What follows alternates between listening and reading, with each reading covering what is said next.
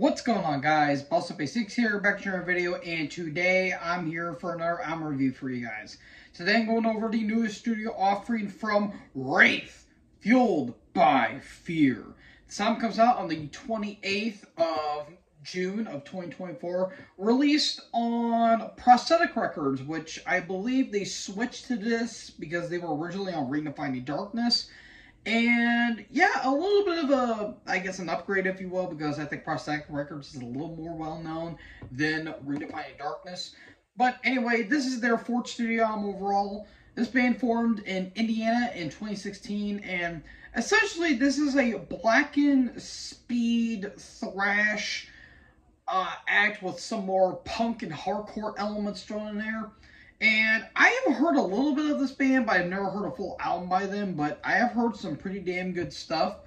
And, well, let's get into the first track. We kick off with the opening track, Asylum. And really kicks off the entire album with these nice, big, chuggy, thrashy riffs. And has this nice lumbering groove throughout, really setting the tone for the album. And it's really thick and chunky. It's a really solid track. And then we kick off to the then we actually kick off to the actual opening track, Fueled by Fear. And right away, very mid-tempo, very groove-laden, and the vocals are really well done. I do like the vocals. He, in a way, kind of reminds me of the vocalist of Midnight, which I think is pretty damn good if you ask me.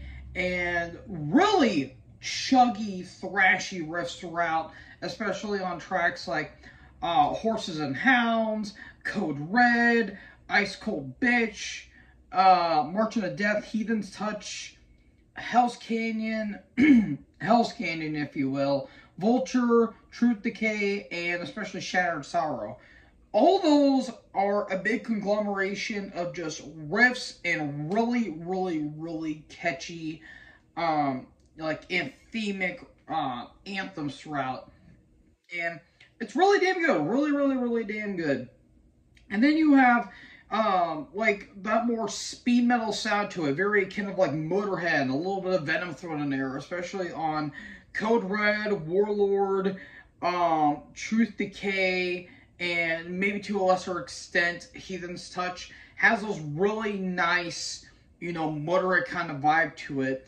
And you even get some more of those hardcore, punkier moments on the shorter tracks with, like, Ice Cold Bitch, and Vulture, and Heathen's Touch, and Marching to Death. Really nice, punky, hardcore vibes.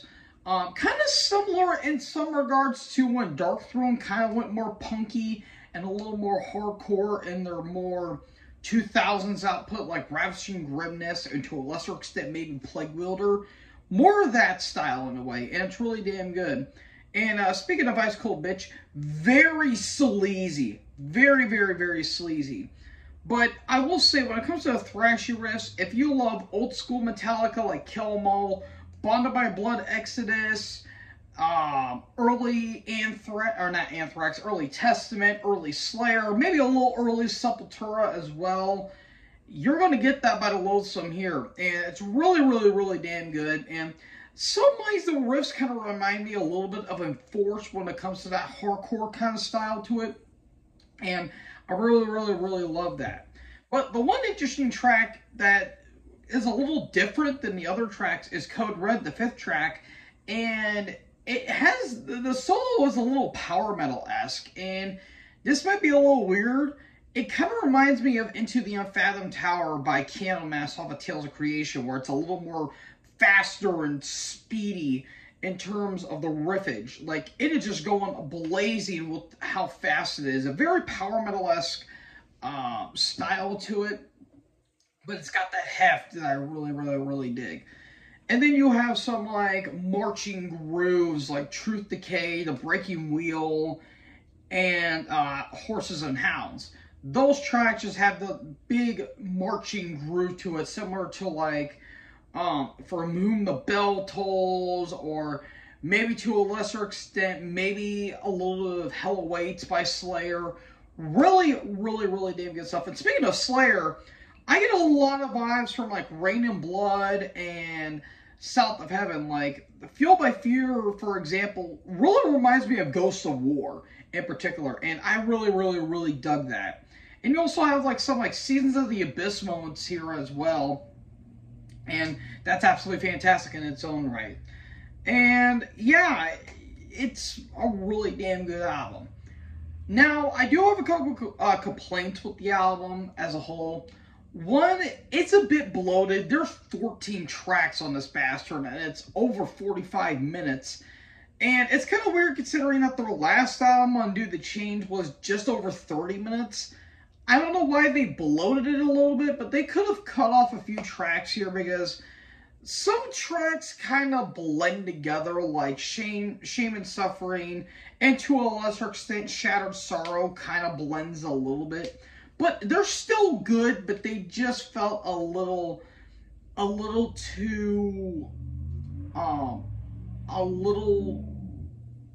man, what's the word I'm looking for? I am blanking apparently today.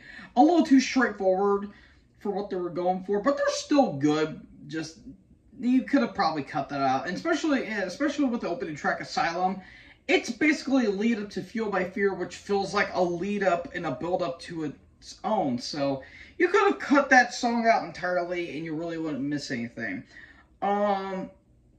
Two, maybe the vocals could add a little more dynamics. It feels like it's just going at one range, and that's about it. But he still does a good performance regardless. But maybe a little more dynamics, like he does have like a bit of a more hardcore shout, and has that more blackened vibe to it, like James McBain from Hellripper, for example.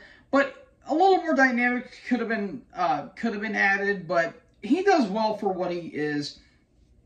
And maybe to a lesser extent, you could have cut maybe a couple minutes off, maybe 2 tracks, and it would have been fine. But honestly, it just feels like nitpicking at this point. Production's really damn good. It's a bit raw, but it's produced well, and that's honestly the best way you can sum it up when it comes to like black and thrash metal in its own.